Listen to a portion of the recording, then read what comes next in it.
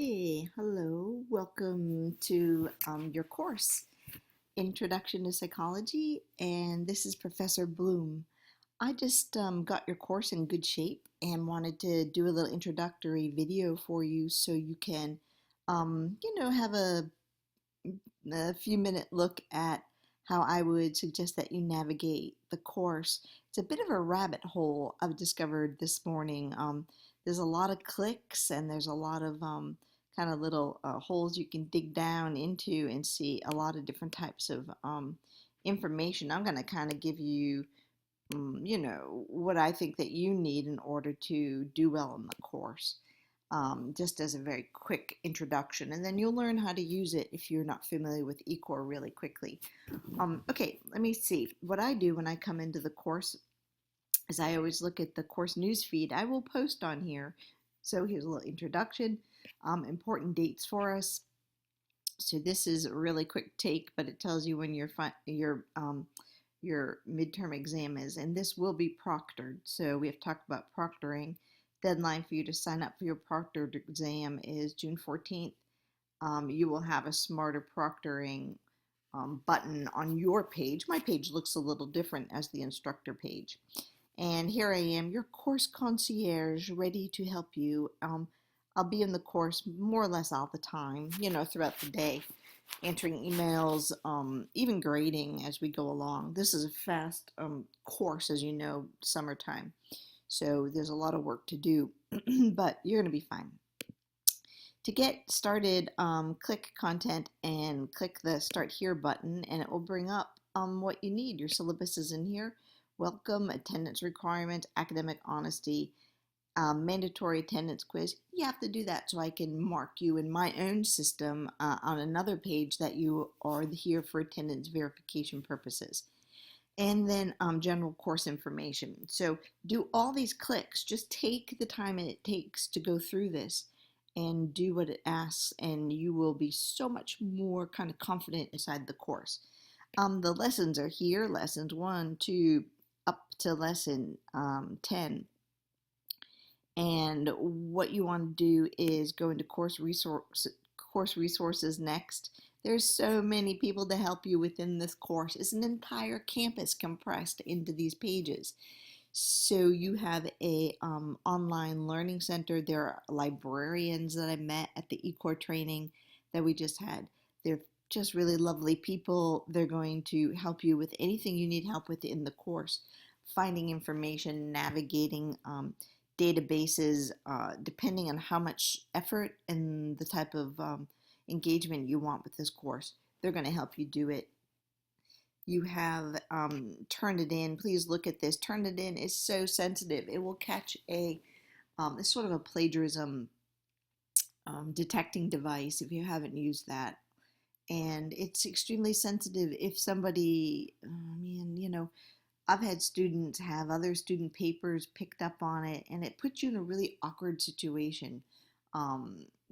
If you're pressed for time, you can't do anything that's been used before. You can't purchase it. You can't take another student's paper. You can't, you can't do it. And if it gets picked up in there, you will lose. If there's a very high Turnitin rating, you gonna have to engage in some uncomfortable conversations with me and with eCore. What I would suggest, even if you're running late, is to write your own work, do as well as you can, and pick up legitimate points that go towards your final grade. That's the most important thing you can do. So be careful with Turnitin, be original, write your own work, and it'll be fine. All right.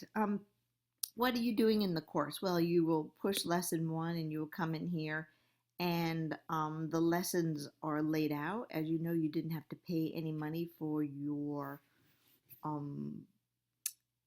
course material, which is awesome component to eCore, giving you free access, keeping your expenses down. I think it's really just fantastic. Under communication, you go to discussions. And once you're in discussions, you'll see the introduction. Please do your introduction and the mandatory quiz. That way I can check you off for attendance verification, as I said before, and we get to know something about you. And as you post, I will say hi to you also. Then what I did for summer was that I opened the course up and I'm closing these discussions all at the same time. So while you may want to do the course lesson by lesson, notice there's not a discussion for each and every lesson, most of them, but not all of them. So that will not confuse you, but if you notice it, that's not a mistake. You write really well-developed discussion responses. They don't have to be huge essays, but writing something short in just a few kind of, if you will, scattered thoughts about something is nowhere enough. I will grade it. You will get a C for it. You probably won't get a 0, but you'll be lining yourself up kind of with C level grades in the discussion if you don't engage with it. You will know what it means to engage with it. Did you answer the question? Did you answer all the components of the question? Were you thoughtful? Were you writing in scholarly college level? If so, you'll get full credit. It's really there just to get us to talk to one another, and I love being in the discussion zone, and I will love looking everybody's responses over, grading them. I will respond to about 5 students per discussion. Sometimes it's the first 5 people that go in and post, sometimes it's the last 5 people, and sometimes it's just kind of scattershot in there. What I'm doing is I'm looking at them, and if I feel like they're engaging, I'll write something. To be honest, that's what I do. The quizzes, you do have a quiz for every single lesson, so you can go through. They're set and always available so that you don't have to worry about them closing on you. I do want to set them to close at some point. I don't want them to be forever open, so I will go in here and I will put restrictions. I will put an end date on those before this course opens tomorrow. You will see that. And finally, you're going to go into assessments and under assignments. And these are, you just have 2 major assignments, not 4. You might see 4 embedded in the course somewhere. Don't worry about it. You have 4.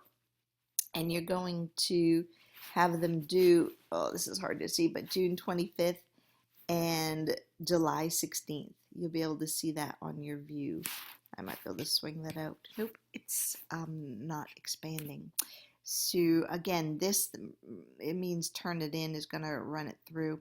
Numbers are usually around 21 to 23% are looking pretty typical to me, meaning that you use quotes from maybe a database somewhere. You looked up a little bit more material about research.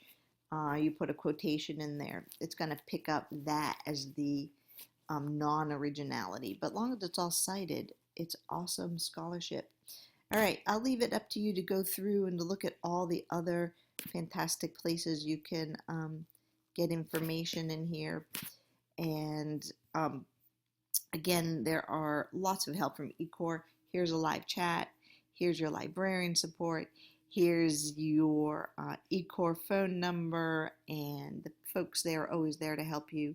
And I am your professor and course concierge. All right, I hope this is helpful. Take good care. Looking forward to meeting everybody tomorrow as you check in. Thanks, bye.